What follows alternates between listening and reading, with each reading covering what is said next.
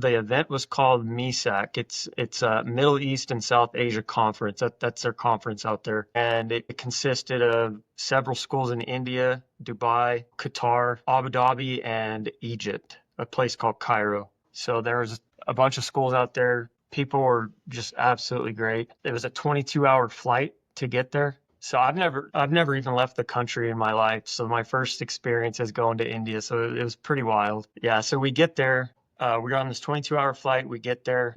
We get to the hotel, drop our bags off. This is like 4 in the morning, and then we immediately get into. We have a driver, a little taxi, I guess is what you call it, and then we go like 5 hours south to go view the Taj Mahal, which was really cool. We were limited on time, obviously. It was like a 5-day trip. 2 of those were spent in the air. Wrestling may be a little different just because of how close contact and intense it gets compared to other sports. And for an official, really, it's the emotions of the coaches and athletes that are at an extreme high always. So you have to be able to navigate through those situations all the time. Another thing could be rule complexity. Wrestling has specific rules with scoring, stalling, illegal holds. That can be maybe more nuanced than other sports, and officials of wrestling have to have a very deep understanding of those rules and be able to officiate in a way where people around you understand what's going on, fans, etc. I wouldn't be anywhere I am today without my incredible mentors throughout my officiating journey. There have been many,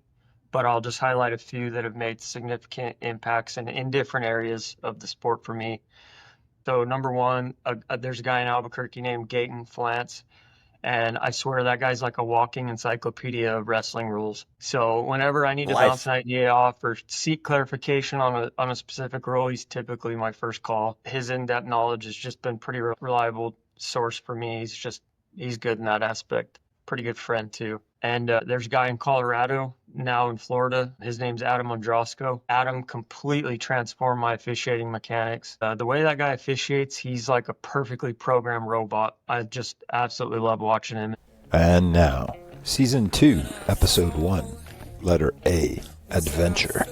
Join hosts Dana Pappas and Nate Acosta with special guest Jhett Gomez on the From A to Zebra podcast. Welcome back to the From A to Zebra podcast. I'm Dana Pappas here with my co-host Nate Acosta, and we are excited to kick off Season 2 of our show. I can't believe it already as we start back with the letter A today.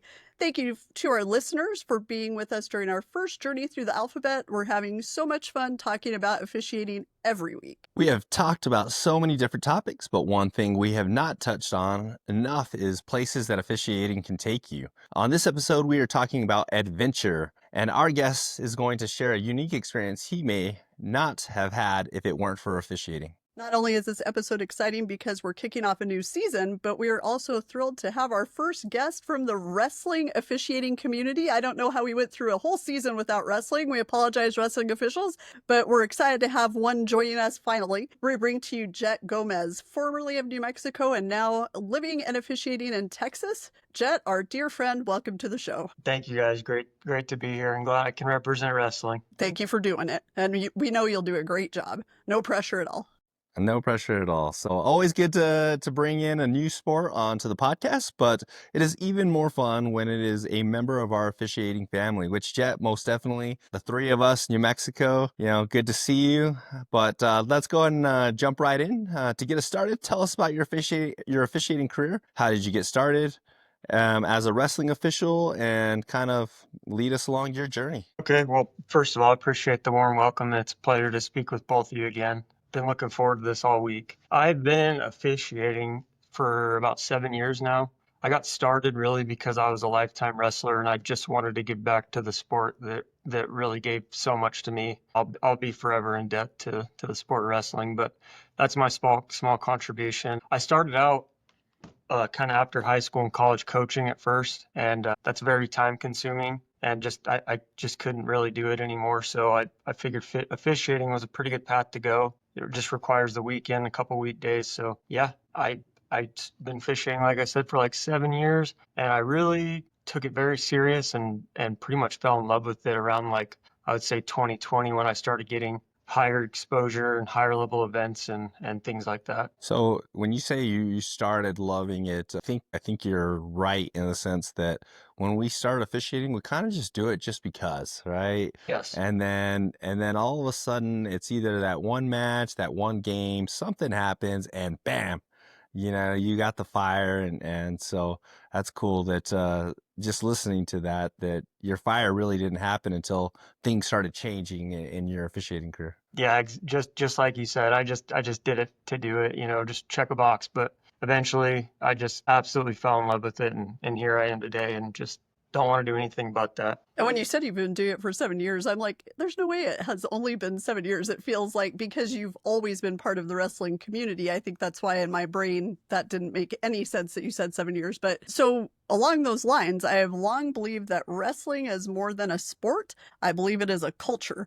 And I don't know if I'm right or wrong about that, but can you tell us a little bit about wrestling that maybe gives it this distinction? And do you think that wrestling officiating is different than in some way than any other sport? Yeah, great question. I'll start with the culture aspect. You're right.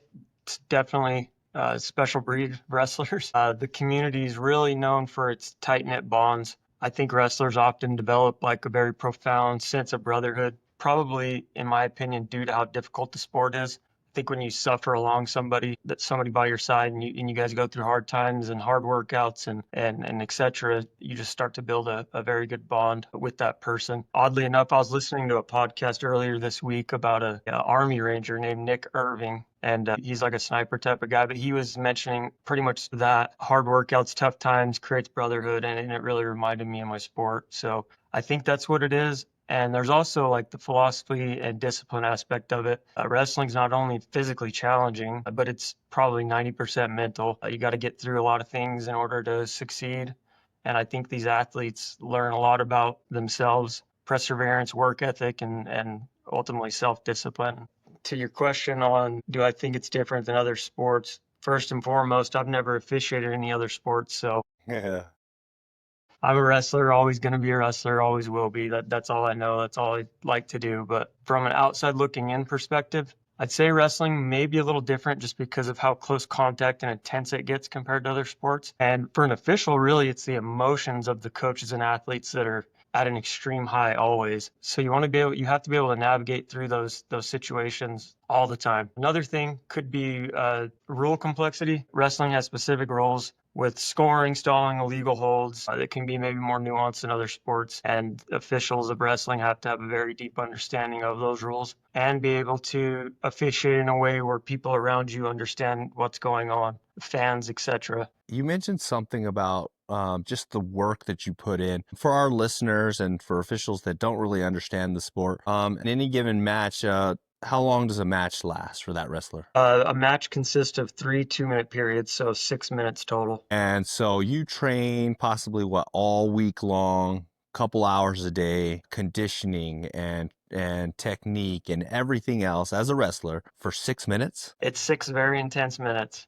And so just for our listeners to put things in perspective, I mean, even just from an officiating standpoint, in my sport, they work hard all week long, but they're getting, 40 minutes of play. Right. But it's not as grueling as that 6 minutes. And so the intensity that you have to, and when we talk about officiating, I don't know that any of, like, as a basketball official, I couldn't just go and try to learn wrestling.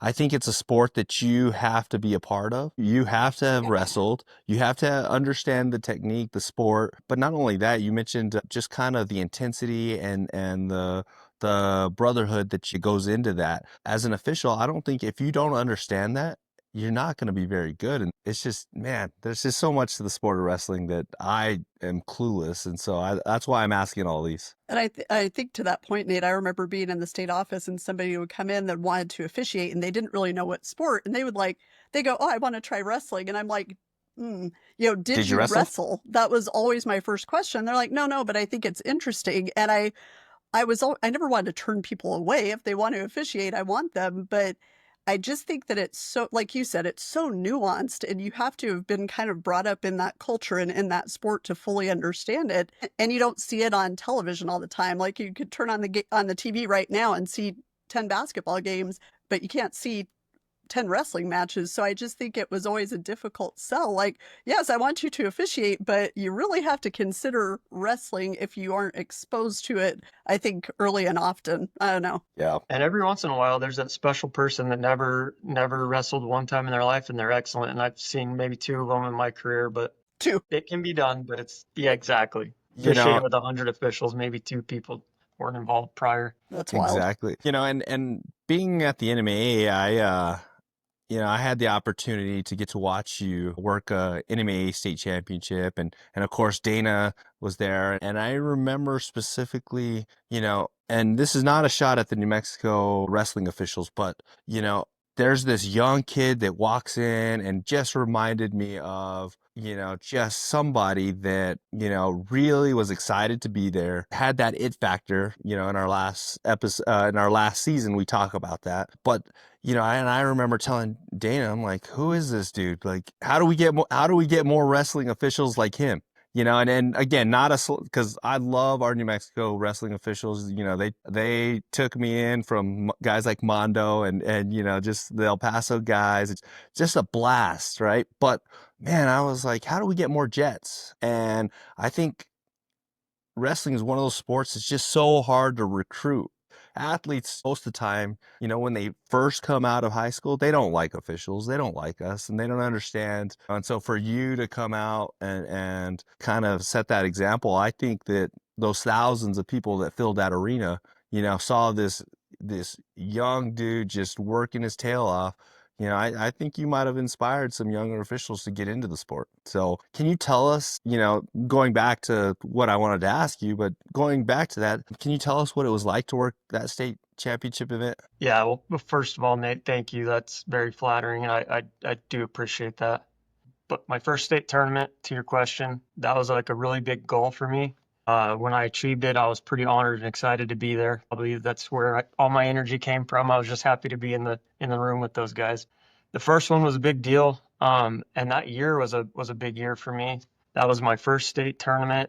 That year, I had a really good performance at state, and I earned the wrestling official of the year all in one. So it was a lot at once. So it was pretty cool. And I don't know if you remember this, Nate, or not. I don't even know if I've told you this, but that year you came up to me several times, and jokingly, of course, there's no real award for this, but you kept calling me Rookie of the Year. And man, you fired me up big time. Dude, I'm telling you, you walked out on the mat, and I was like, man, this guy's got it. And the last time, I heard that was Dana telling me that, and I couldn't go without telling you that you had it. I felt like it was me passing the torch. And it was such, Well, I mean, honestly, your first state tournament, you were quite a topic of conversation for me and Nate, because we were just like, we got to watch him. And I remember him calling you Rookie of the Year, and I was like, is that an insult or a compliment? I don't know. Did he ever give you like a certificate for that or anything? Because he owes you one. If not, I don't know. I'm actually still waiting for that. You're still It waiting? should- Okay. Yeah, Nate, take care of that, would you? I think didn't I buy you a beverage after that? you might have. Yeah, for Yeah, sure. well, All then right. that's the certificate in my book. I give certificates, he gives beverages. Yeah. I forget how we operate differently. But that was a great event, and I remember it, and I just remember Nate was, the cool thing was, because I think as we kind of all get older in officiating, when we see somebody making those firsts, we get so pumped up about it. Like that's so energizing for us, because it's something that we get to kind of celebrate as well. Like, oh my God, first state tournament, he's kicking butt, and it's just, that's a cool thing. And I don't think we talk about that or celebrate it as much as we should, but we talk all the time about finding the positivity in officiating, and that's certainly a way to do that, is celebrate those firsts with officials. So And go ahead. I'm sorry. So Dana and I used to talk about that all the time. Even though Dana had never officiated, she felt it. She felt it through us, right? And of course, I feel it anytime I see a first for any official. I think back to my first, varsity game, or my first college game, or first state tournament. And so I know, as I'm watching you in that state tournament, I just knew exactly what you were feeling. But Dana has seen it 1,000 times before, through multiple officials. And so we had talked about that in the office, about just celebrating those first, because we know how exciting that is. Yeah. And, Nate and I were always about before, and you know this because you saw it, like before events, we'd always hug all the staff. And a lot of that was because we were just like, not gonna lie, we were kind of sucking your energy out because it was so awesome. Oh, Like it was just intoxicating. exciting. He and I, they're like, God, Dana and Nate are such huggers. And I'm like, yeah, it's because we're pumped up too. So it was, people don't, if they don't get it, they don't get it. But we understood it. And it was just something that not only were we trying to congratulate and maybe even calm down in a moment of, pure excitement, but also to kind of borrow some of that because we needed it too in that moment. So just really cool to think about that. Jhett, we're going to jump into the topic of the day after we've had a little bit of chatter, which has been awesome. And that topic is adventure. So you recently had the opportunity of a lifetime to work a wrestling tournament in India, all the way from New Mexico, Texas. That just sounds crazy. So can you tell us what that tournament was, how you got selected to work, and kind of just tell us about the adventure from start to finish? Yeah. Yes. So the selection process was really just another fellow American official, Rusty Davidson. He's been kind of the head of this event, or circuit rather, for quite some time, and he invited me to go, and of course I said yes. I was never going to pass something like that up. And the event was called MESAC. It's a Middle East and South Asia conference. That's their conference out there, and it consisted of several schools in India, Dubai, Qatar, Abu Dhabi, and Egypt, a place called Cairo. So there was a bunch of schools out there. People were just absolutely great. It was a 22-hour flight to get there. So I've never even left the country in my life. So my first experience is going to India. So it was pretty wild. Yeah. So we get there. We're on this 22-hour flight. We get there. We get to the hotel, drop our bags off. This is like 4 a.m, and then we immediately get into. We have a driver, a little taxi, I guess is what you call it, and then we go like 5 hours south to go view the Taj Mahal, which was really cool. We were limited on time, obviously. It was like a 5-day trip. 2 of those were spent in the air. We had 1 day to kind of mess around. That's what we chose to do. And then 2 days of the tournament. But it was amazing. I actually had a really bad injury 2 weeks before I got there. So the plantar fascia that connects your heel to your toes, I ruptured that. And so I had to officiate in a boot, which just sucked, but we got through it. I wasn't gonna pass that opportunity up. They'd spent a lot of money and effort getting me over there, so I just made that commitment. So I wasn't gonna pass it up no matter what. So I put the boot on and officiated a tournament for 2 days. And then the cool thing was going into that tournament, like you walk in the gates of this embassy school and people like are greeting you with throwing rice and like playing this big old band. Like they just made it such a big deal for us, which it isn't about us as officials, it's about those kids. But it was just really cool to see. They had like a big dance for all the kids, coaches, and officials, like required you to do this big dance. It's a ritual. I have videos of it. I'll have to send you guys, but Oh, pretty Jhett, cool stuff. do you have rhythm? I do not have rhythm. I tried my best in a boot, Does that but matter? no, Hey, I have 2 left feet. group, what? High school, Okay. And boys and girls. awesome. And so how many wrestlers, how many? Probably two 200 wrestlers, I would say, something like Okay. that. How many officials? Just two officials on 2 mats. You and Gosh. Rusty. Me and Rusty, that was it. That's awesome. So Wow. 2 New Mexico guys In India, in India, one guy on one leg. one Yeah. guy on one leg. So 2.5. We're at 2.5. Or one and a One and a half. half. Sorry. 1.5. Wow. 1, 2, 3. Math. Bad math. Awesome. So I'm thinking, you're meeting a bunch of officials out there and there's this big tournament and wow, that's kind of cool. And that's a cool experience. What would you say some of the major differences between, are the rules different from an event here in the United States versus the event in India? So let me back up a little bit. The reason they wanted American refs is because in other countries they wrestle a style called freestyle, which is very different from what we're all used to, which is called folk style. So this organization is transferring into folk style, and nobody knows anything about it.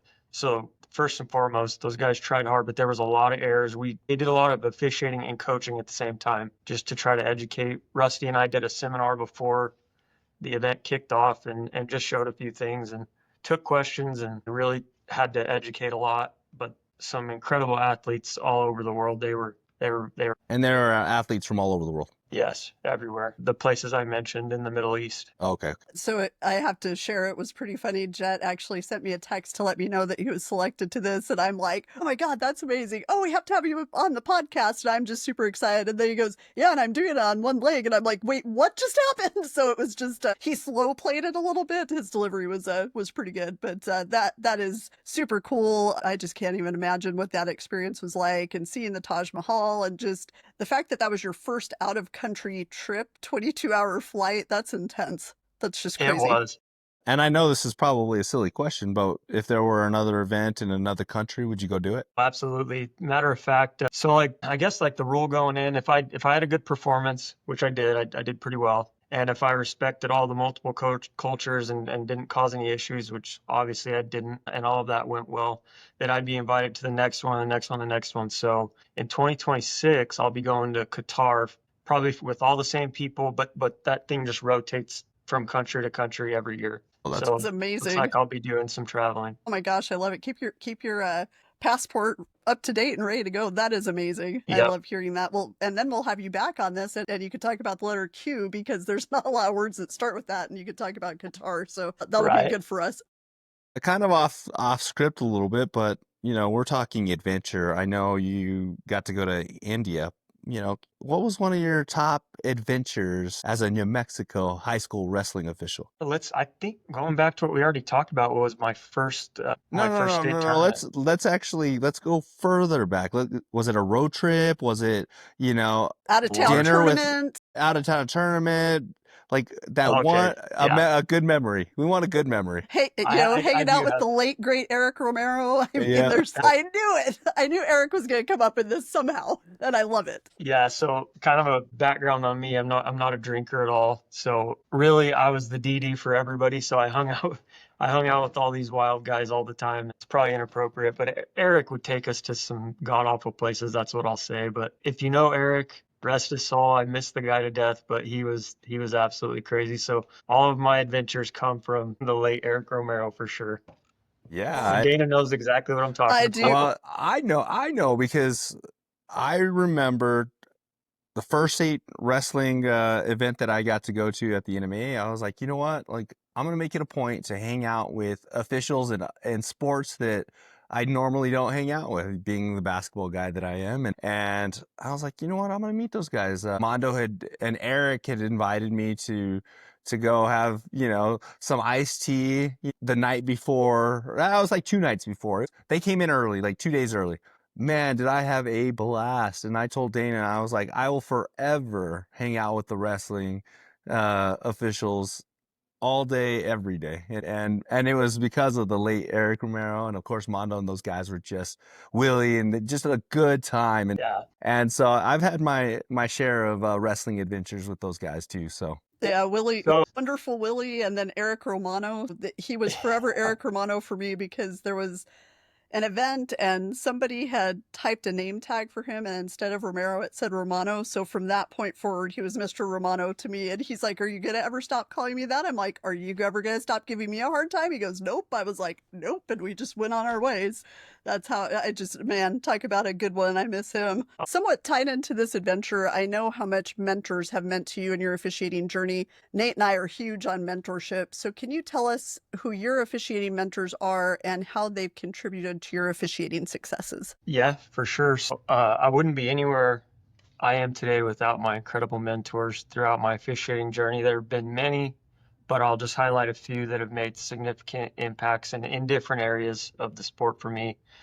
So number one, there's a guy in Albuquerque named Gaten Flance, and I swear that guy's like a walking encyclopedia of wrestling rules. So whenever I need to bounce an idea off or seek clarification on a specific rule, he's typically my first call. His in-depth knowledge has just been pretty reliable source for me.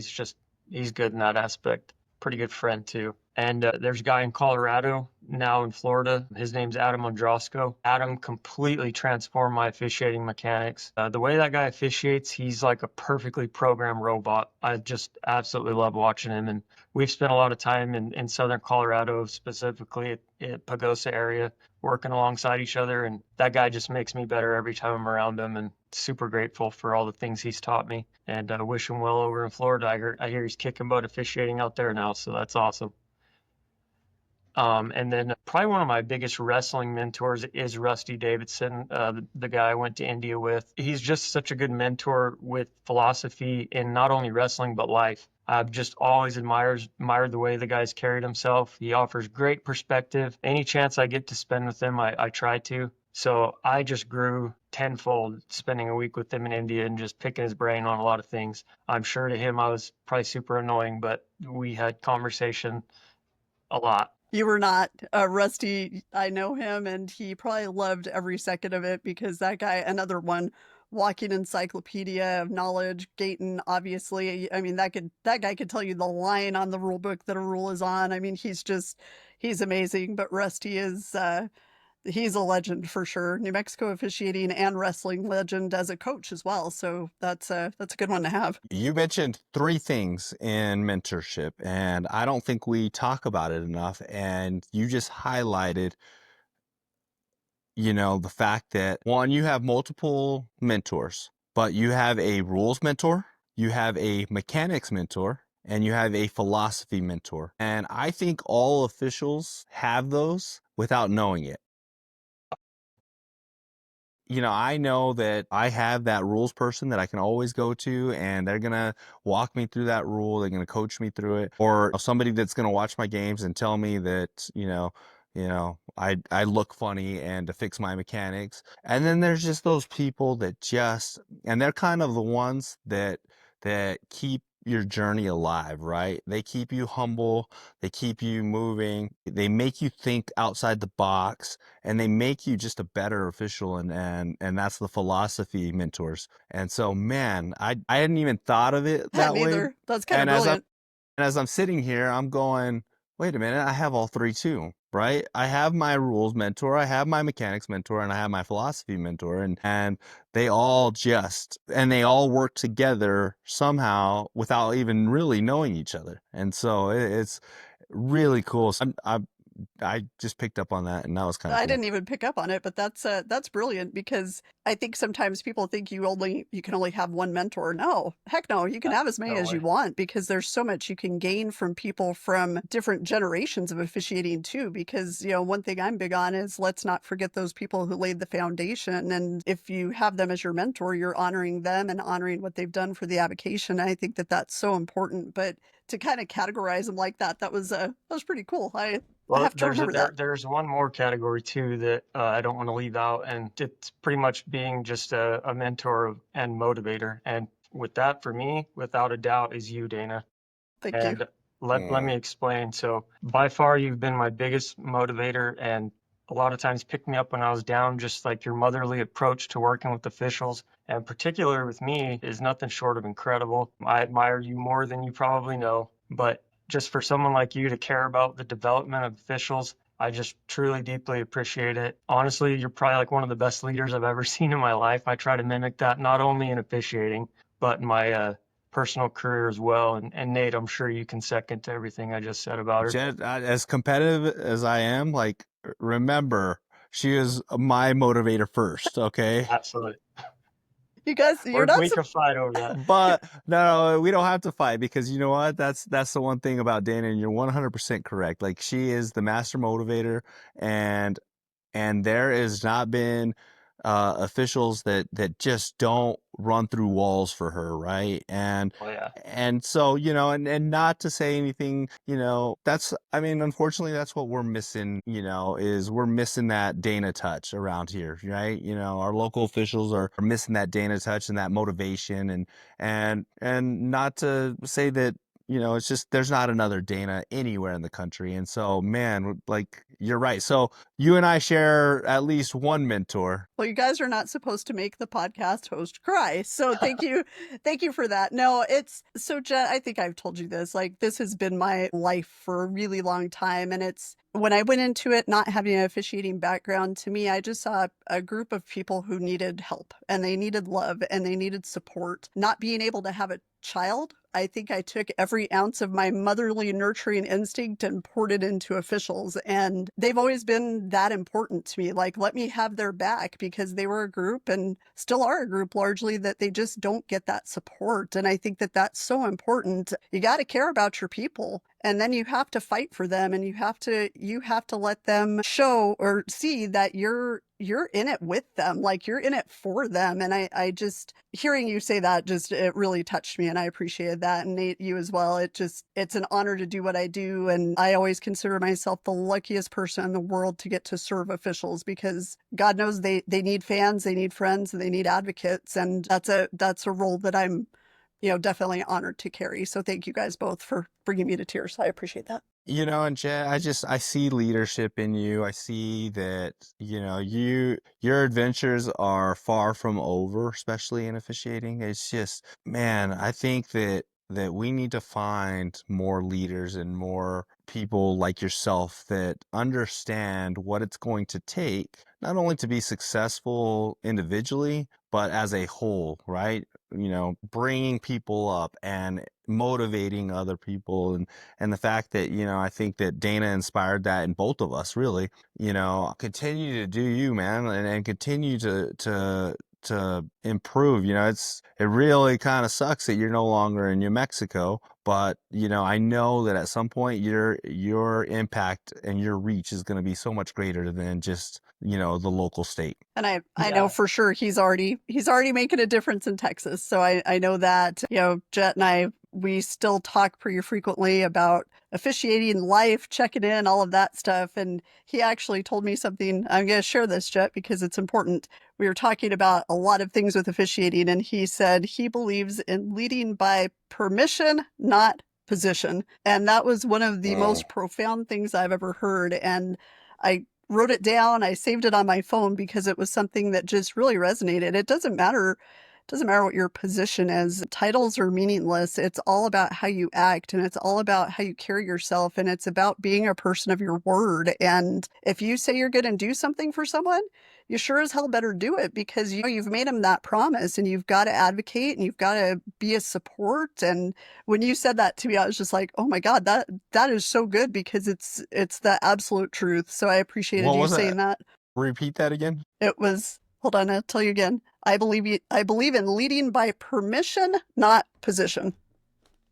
That's good stuff. I didn't make that up, by the way. That's a book I read by John Maxwell, but I truly do believe in that. That's fantastic. I had never heard that until you said that the other night, and I was like, good stuff.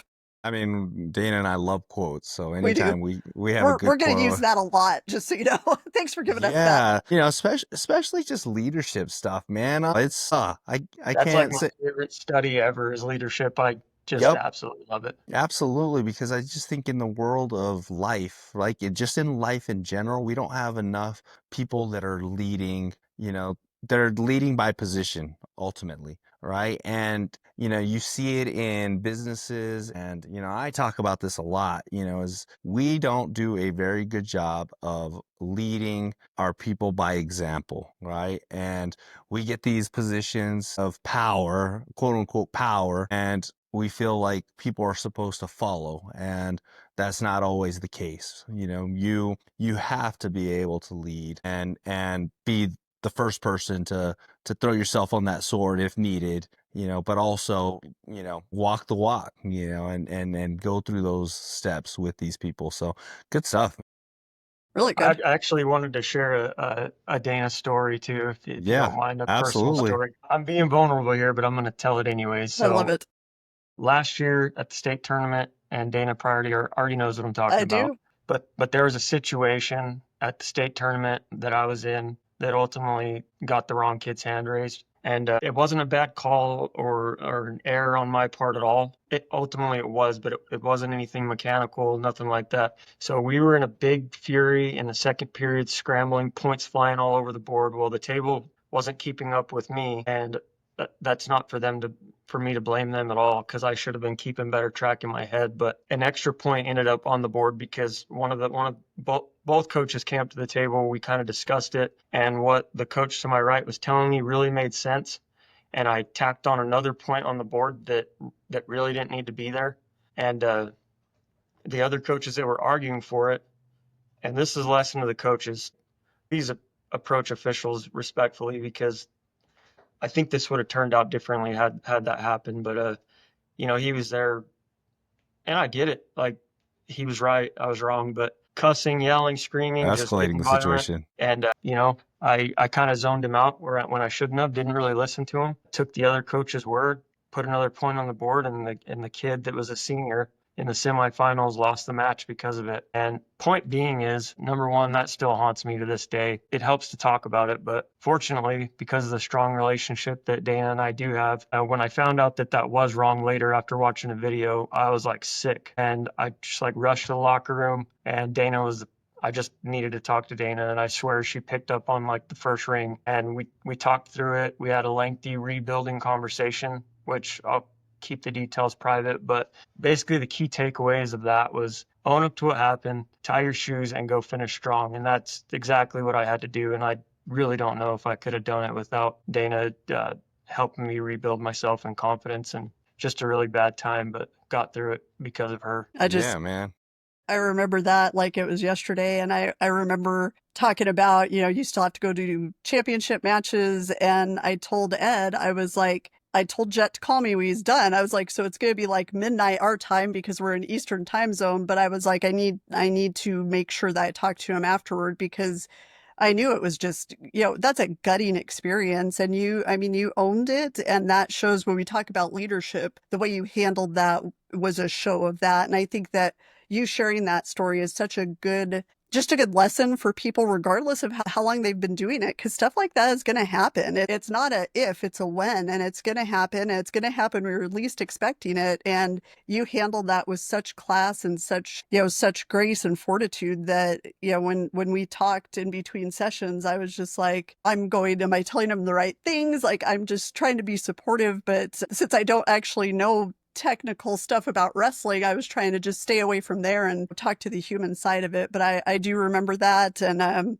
that was one of those moments where I think it shows the importance of relationships and officiating, and that family that we talk about. And man, as an administrator, I was 3 years removed from the association at that point, but it doesn't matter. Those are lifelong relationships. Those are, when I say officials are my family, 1,000%. I mean it. And I'm always going to be there when people either need me or just want to chat. Like it doesn't end when a job ends. It goes on forever. And good on you, man, for realizing that you needed to talk to somebody. I think as officials, sometimes our pride, we know that we just did something brutal, and we may have cost a kid their state championship or whatever the case may be. But to be able to just come back and just go, you know what, like, I need to talk to somebody. I need somebody in my circle to, because like Dana said, it's not a matter of if it happens, it's going to happen. And it's happened to all of us, and the fact that you were, just called Dana and because otherwise you're tanked for the rest of the tournament, right? And the fact that you just had that, you had the mind to just go, you know what, I need to reset. And I know the perfect person to do that. And so as officials, I think we need to do that more often. We need to just realize, you know what, I screwed this up. Let me reset, let me refocus, and whatever that takes, whether it's calling somebody or it's, just turning the page or talking about it, like you said. But as officials, we've got to, it's going to happen. So got to put your pride aside. I put the pride aside, and what are you going to do to rebound and come back and get the next play right? Because you can't focus on the play you missed. You got to get the next play right. Yeah, and just like that, unfortunately, there was just, after it was done, there was nothing I could do about it. I like begged everybody to just, hey, let me make the score right and let's re-wrestle the third period, please. Like, I know this was wrong, and there's just nothing you could do about it. It was terrible. I still think about it every day. And I know you do. And that's because you care. Like, if you didn't care about it, you wouldn't you would have just gone about your day the next day and not thought about it again. But that just shows how passionate you are and how passionate officials are. Like, and that's the thing on so many of these episodes that we've talked about. Like, people don't understand that human element of officials. When officials make a mistake, it screws them up for a minute, or for a while. I mean, it's one of those things that they think that you guys are out there and you are robots. And it's like, no, we're humans with emotions and feelings. And when we do something that feels wrong or that was the incorrect rule or whatever the case may be, it sucks. And people don't give enough credence to that within the sports fan community. They have no idea that that's a just emotional turmoil for officials when that happens. Hey, Jett, a final question for you. From the, just like season 1, we're going to continue our mission, and our mission is to educate, elevate, and excite our listeners. And that's the sole purpose of this podcast as we head into season 2. And, give us something, give our listeners something that's going to, accomplish those 3 things: educate, elevate, and excite, something that accomplishes this mission. Okay. Yeah. Number 1, officiating is a real adventure that goes way beyond just making calls. I think it is packed with lessons that we can learn from and share, just like I did with that story. I tell that story often to new guys or guys that are coming up, and I think it's important to do that. I think there's a lot to educate listeners about. Many people don't realize how complex the roles and decision making can be as an official. And by breaking it down, we can help them appreciate what officials really do bring to the game, field, or mat. And then there's the journey. Becoming an official is, Nate, it's filled with ups and downs. Sharing stories about overcoming challenges can really motivate others, and showing them that growth comes from tackling tough situations no matter what sport or field they're in. And then definitely the excitement. There's nothing quite like the adrenaline rush of being out there during a close match, or the friendships formed with the officiating community. And talking about these experiences can truly spark passion for the sport and the important role that we play, really. So by educating and sharing our journeys and showing the thrill of officiating, we can definitely align with the mission of this podcast. Man, that was good. That was good. That was Jhett Gomez. Thank you so much for starting off season 2 of the From A to Zebra podcast. It was great catching up with you. And like we said at the beginning, always so nice to talk to a member of our officiating family and seeing how you're doing and going on these international adventures. So cool. I think I speak for Nate when I say we're so proud of you, and just keep doing what you do. We knew you had it, and you just keep proving us right. So thank you for that. Yep. Hey, and for our listeners, thank you again for joining us on our season 2. We hope that this season brings, many adventures as we close out adventure. I challenge you all to just throw on our podcast on your way to a game, a match. Listen, the people that we have on this podcast are just absolutely professionals in their sport. And even if you're not a wrestling official like Jett, there's something that you can grab from each and every single one of them. And that's kind of the goal of this podcast. So don't forget to check us out on our Facebook, our Instagram, and our X for more information about the show. Until next time, welcome back to season 2. Be sure to hit that like button, follow, subscribe, and also catch From A to Zebra on Instagram at from_A_2_zebra, Facebook, From A to Zebra podcast, and on X at From A to Zebra.